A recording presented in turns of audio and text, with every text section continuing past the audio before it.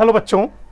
हाँ, तो इन previously we were discussing about line segment, ray and line. Is that clear? चलिए, हम ये मान लेते हैं कि अब आप लाइन सेगमेंट समझ गए, अब आप रे भी समझ गए, अब आप लाइन भी समझ गए। ये तीनों बातें आपकी समझ में आ गई, बिल्कुल मुश्किल है भी नहीं, ये समझ में आनी भी चाहिए। पहला पार्ट जो था वो हमारा ओवर हुआ।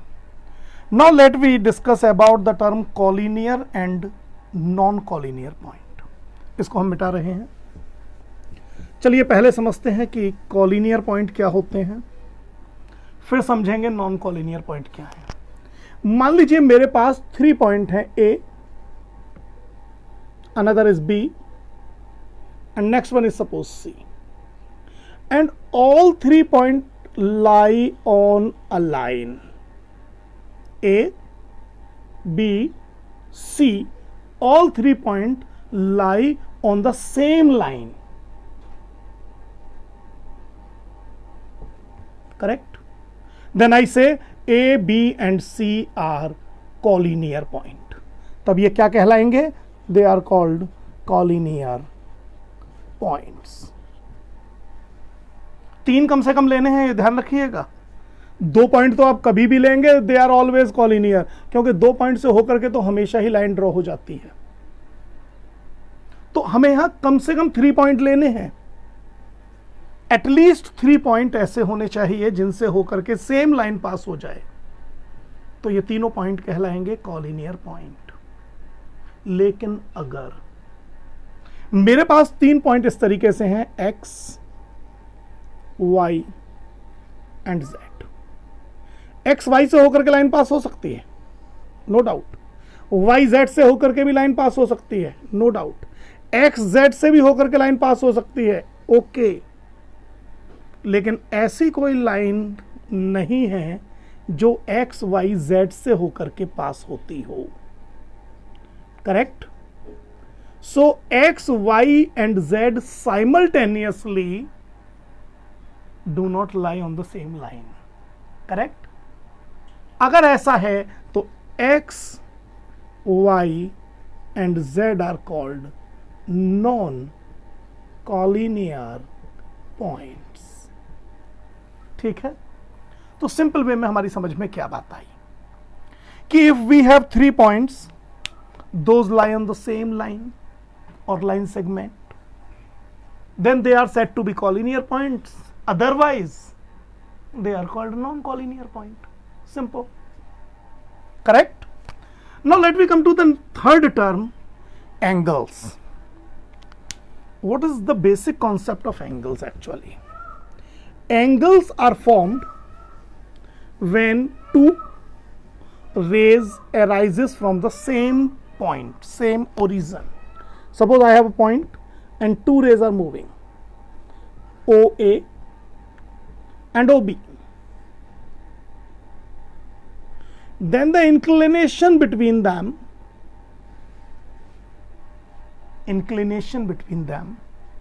is called an angle. Is called an angle. Is that clear? Remember that O is called vertex of this angle. It is the common point from which the rays are originated. And OA and OB are called the arms। और आप इसे name कैसे देंगे? You may से it is angle AOB, और you may also say it is BOA। The important thing is that vertex should be in between the 2 points A and B। आप इसे AOB बोलिए या BOA बोलिए, लेकिन अगर आपने इसको OAB बोल दिया तो ये गलत है। वर्टेक्स हमेशा बीच में बोलनी है। वैसे तो आप ये जानते हैं, 9th लेवल पे बताने वाली बात नहीं है। ठीक, अब आते हैं इसके टाइप क्या है। देखिए, टाइप इसके काफी, एक होता है एक्यूट, लेस देन 90 डिग्री। दूसरा होता है राइट एंगल,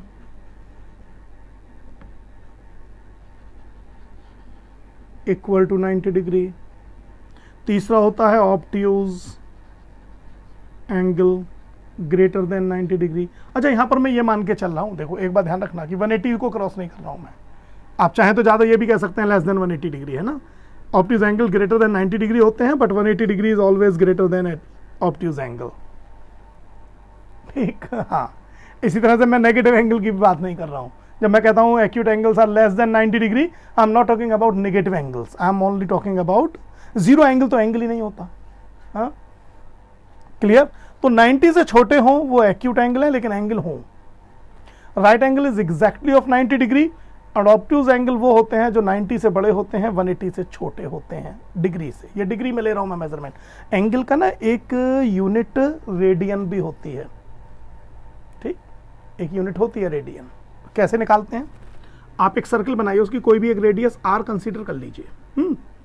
अब आर रेडियस का जब आप ऐसे सर्कल बना लेंगे तो इस, जैसे ये आर लेंथ है ना, इतनी ही लेंथ इस सर्कल पर चलिए। मान लीजिए ये लेंथ भी आर है, और अब ऐसे में जो ये एंगल बनेगा ये 1 रेडियन कहलाता है। सिंबल ये है, जैसे लिखना है 1 रेडियन, तो ये 1 रेडियन है। 60 डिग्री से ना थोड़ा सा छोटा बैठता है, ये थोड़ा सा छोटा, ठीक। होता है ऐसा। ऐसे समझो कि अगर मैं 3.14 इंटू 1 रेडियन करता हूं तो ये 180 डिग्री बैठ जाता है। ऐसे रहता है सिस्टम। तो ये 180 डिग्री अपॉन 3.14 पाई की वैल्यू अगर मैं डिवाइड करूंगा then I will get 1 radian. अभी जरूरत नहीं है।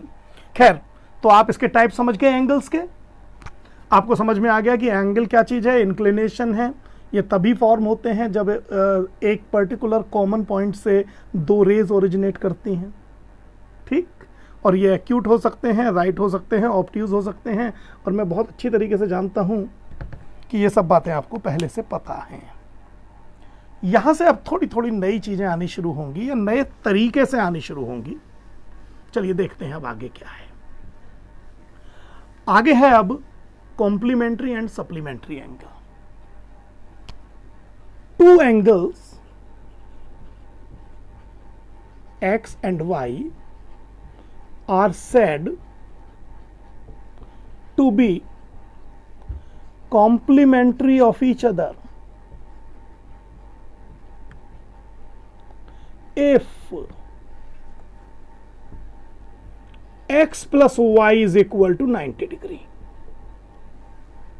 बात समझ में आ रही है? x is complementary to y, y is complementary to x, provided the sum of these two angles, I mean to say x and y, is 90 degree।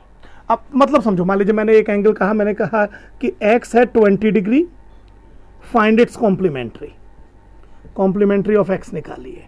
तो आप क्या कहेंगे कि sir x plus complementary of x should be 90 degree, तो it will be 90 degree minus x, मैं सीधा लिख देता हूं 70 डिग्री, है ना। मैंने और थोड़ा सा मुश्किल किया, मैंने ये कहा कि एक एंगल अपने कॉम्प्लीमेंट्री एंगल के इक्वल है। मैंने कंडीशन ये बनाई, angle is equal to its complementary angle, find angle. आपने कहा suppose sir angle is x। अब कॉम्प्लीमेंट्री एंगल तो एंगल के इक्वल ही है, तो ये भी x। बट अगर मैंने y को भी यहां x मान लिया है, क्योंकि दोनों इक्वल हैं, लेकिन x प्लस वाई तो 90 डिग्री होना चाहिए ना, तो यहां तो y भी x ही है, so it should be 90 degree. तो x की वैल्यू मुझे मिल जाएगी 45 डिग्री। तो 45 डिग्री वो एंगल है जो अपने कॉम्प्लीमेंट्री के इक्वल है। और देखो, अच्छा मान लीजिए मैंने कहा कि find the angle which is 3 times its complementary angle. एक एंगल है, एक कॉम्प्लीमेंट्री एंगल है, ठीक है। कंडीशन यह है कि जो एंगल है ये 3 टाइम्स कॉम्प्लीमेंट्री एंगल है। तो मैंने कॉम्प्लीमेंट्री एंगल को इस बार x माना, और क्योंकि ये 3 टाइम्स है इसको मैंने 3x मान लिया। अब बात समझ में आई? मेरा क्वेश्चन सुनिए फिर से। An angle is 3 times its complementary angle. Complementary angle का 3 टाइम्स है। चलिए फाइंड द एंगल। तो अब इस बार मैंने y की जगह पर क्या मान लिया है, x। तो या y हमारे, मैं इसको y मान सकता था, इससे कोई फर्क नहीं पड़ता, y और 3y भी मान सकता था। अब जब मैं इसको सम करूंगा, चलिए कंफ्यूज करने के लिए मैं y हटा ही देता हूं, ये मान लेता हूं ये x है, ये 3x है। तो according to question 3x plus x, I am sorry, must be equal to 90 degree. तो x कितना आ जाएगा, 90, 3 और 4 22.5 डिग्री। लेकिन आपको x नहीं निकालना है, आपको तो एंगल निकालना है। तो एंगल जो निकल के आएगा वो 3 इंटू 22.5 डिग्री, ऐसे करके निकाल लिए। अब देख लेना कितना आएगा भाई, ये 67.5 देख लेना है इसको एक बार, ये आना चाहिए। ठीक, तो ये तो कॉम्प्लीमेंट्री एंगल रहा। अब सप्लीमेंट्री एंगल देखिए क्या चीज है, set to be supplementary of each other if x plus Y. चलिए बाकी सब ऐसे छोड़ देते हैं।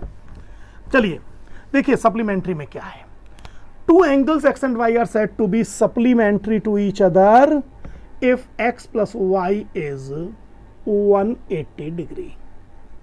दोनों का जो सम आना चाहिए ना, वो 180 डिग्री आना चाहिए। अब यहां पर भी वही कंडीशन लग सकती है, एक एंगल अपने सप्लीमेंट्री एंगल का 5 टाइम्स है। एन एंगल x, चलिए एंगल नंबर 1 मान लेते हैं। मान लीजिए an angle is equal to 5 times of supplementary angle, find angle. ठीक, तो छोटा तो सप्लीमेंट्री एंगल है, इसको x मानो, ये 5x हो जाएगा। दोनों का सम कितना हो जाएगा, 5x plus x is equal to 180 degree. तो 6x is equal to 180 degree और x निकल कर आ गया 30 डिग्री। तो सप्लीमेंट्री एंगल तो आपको 30 डिग्री मिल गया, लेकिन ये कितना है एंगल एक्चुअल, ये 5 इंटू 30 है, तो 150 डिग्री हो जाएगा। तो 150 डिग्री अपने सप्लीमेंट्री एंगल यानी 30 डिग्री का 5 टाइम्स हो जाएगा। क्वेश्चन फिर सुन लीजिए मैंने क्या, ये किस क्वेश्चन का सॉल्यूशन है, ये क्वेश्चन है an angle is 5 times it's supplementary angle. अच्छा, अगर मैं लिखता N angle is 1/5 of its supplementary angle, N angle is 1/5 of its supplementary angle, तो मैं इस एंगल को 5 मान के इसको 5x मान लेता। समझ में आ गई ये बात। चलिए, तो इस तरीके से हमें कॉम्प्लीमेंट्री और सप्लीमेंट्री एंगल भी मिल गए सर, ये भी हम सीख गए। अब हम आते हैं लीनियर पेयर। लीनियर पेयर समझिए जरा, इसको समझना थोड़ा जरूरी है। ठीक, लीनियर पेयर, लीनियर पेयर ये एक्चुअली दो ऐसे एंगल का, आपने कभी वो पढ़े हैं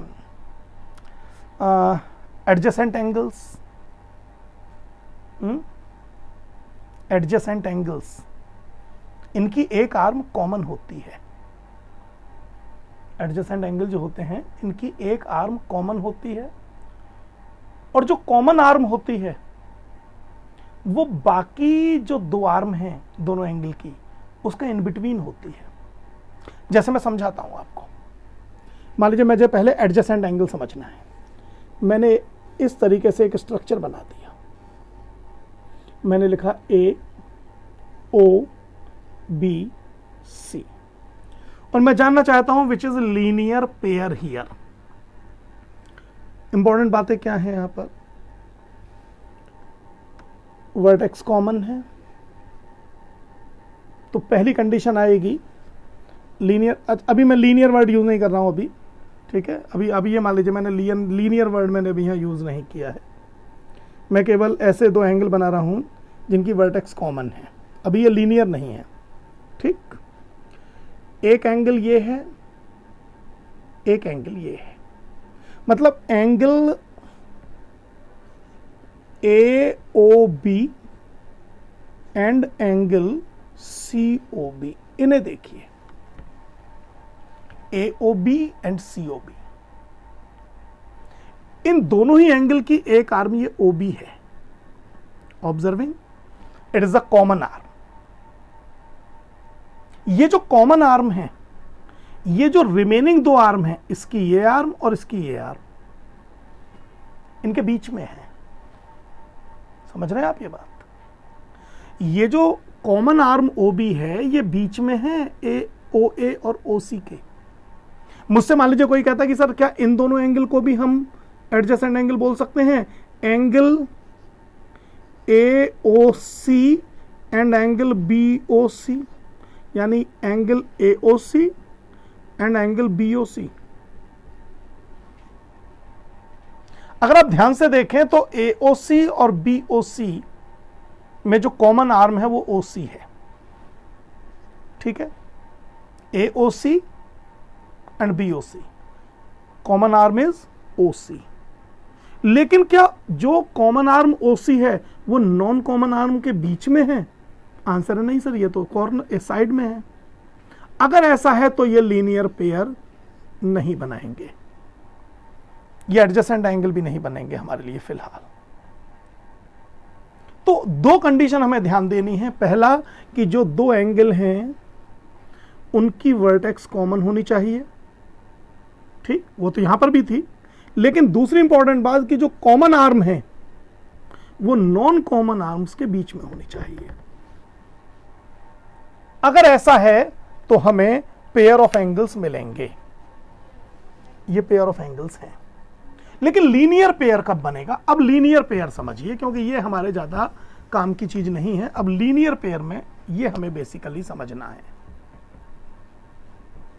लीनियर वर्ड 180 डिग्री के लिए रिप्रेजेंट करता है।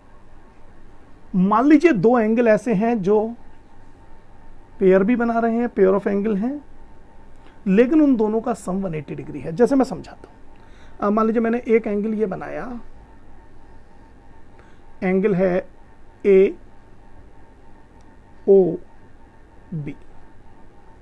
O मान लीजिए मुझे कॉमन वर्टेक्स लेनी है, और अब मैं ये चाहता हूं कि दूसरा एंगल ऐसा है कि वो इसका पेयर भी हो, एडजेसेंट एंगल भी हो, साइमल्टेनियसली वो लीनियर पेयर भी बनाए। लीनियर पेयर मतलब जब दोनों एंगल का सम करें तो वो 180 डिग्री आए। तो मैं दूसरे एंगल को ऐसे बना सकता हूं। ये इसी लाइन को मैंने आगे कंटिन्यू कर दिया ऐसे, ये समझ लें। तो ये एंगल तो एंगल AOB है। मान लीजिए मैंने एंगल AOB है X, और फिर मैंने एक एंगल ये बना दिया AOC।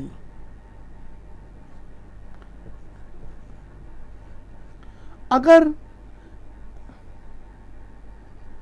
ये एंगल AOC 180 माइनस X के इक्वल हो तो angle AOB plus angle AOC 180 degree बैठ जाएगा या नहीं? सही है। तो ये पेयर ऑफ एंगल भी हैं, इनकी वर्टेक्स कॉमन भी है, और जो कॉमन आर्म है AO वो रिमेनिंग आर्म दिस और दिस इनके बीच में है। समझ रहे हैं ना मेरी ये बात? तो लीनियर पेयर बेसिकली ऐसे एडजेसेंट एंगल हैं, दोज हैव कॉमन वर्टेक्स इनकी कॉमन होती है। और दूसरी इंपॉर्टेंट बात ये होती है कि दोनों एंगल्स का सम 180 आता है, यानी ये सप्लीमेंट्री हैं। याद रखिएगा, जितने भी लीनियर पेयर एंगल हैं they are all supplementary, but all supplementary angles are not necessarily linear pair. मैंने एक एंगल यहां बना दिया मान लीजिए 80 डिग्री, और मैंने एक एंगल मान लीजिए यहां बना दिया 100 डिग्री। ये सप्लीमेंट्री तो हैं, लेकिन क्या ये लीनियर पेयर हैं? नहीं। यहां पर ये लीनियर पेयर भी है, सप्लीमेंट्री भी है। ऐसे समझ लें, all linear pair are supplementary, but all supplementary are not linear pair. अलग अलग भी तो बने हुए हो सकते हैं, लेकिन यहां लीनियर पेयर में तो मैंने कंडीशन ही ये रखी है भाई कि इनका जो सम होना चाहिए वो 180 डिग्री होना चाहिए। नॉर्मली बनाने के लिए हम पता है इसको करते क्या, ऐसे लाइन बनाई हो और बीच में कहीं भी एक एंगल बना दिया, अपने आप इन दोनों का सम 180 डिग्री आएगा, है ना? बन गए लीनियर पेयर। बड़ा आसान होता है लीनियर पेयर बनाना, कोई मुश्किल काम नहीं है। ठीक, चलिए ये भी काम खत्म हुआ। अब आता है वर्टिकली अपोजिट एंगल, और हम शो करके दिखाएंगे कि वर्टिकली अपोजिट एंगल इक्वल भी होते हैं। इसको प्रॉपर वे में लिखने के लिए ये एक थ्योरम है, prove that vertically opposite angles are equal. ये तो आप बुक से देखेंगे और अच्छे से अपनी नोटबुक में नोट करेंगे, मैं समझा देता हूं। पहले तो ये समझ लें वर्टिकली अपोजिट एंगल क्या होते हैं। VOA, vertically opposite angle. मान लीजिए टू लाइंस एक दूसरे को इंटरसेक्ट करती हैं, स्ट्रेट लाइन है, एक है AB, लाइन है इसलिए एंड पॉइंट नहीं है, और मान लीजिए एक है CD। अब यहां देखिए 4 एंगल बने, angle 1, angle 2, angle 3 and suppose angle 4।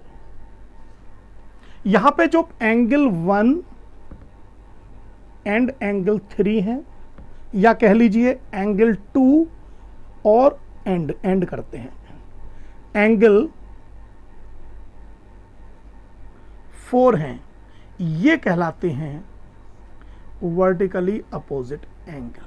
मतलब ऐसे समझें, ये 1 और 3 ये वर्टिकली अपोजिट एंगल है।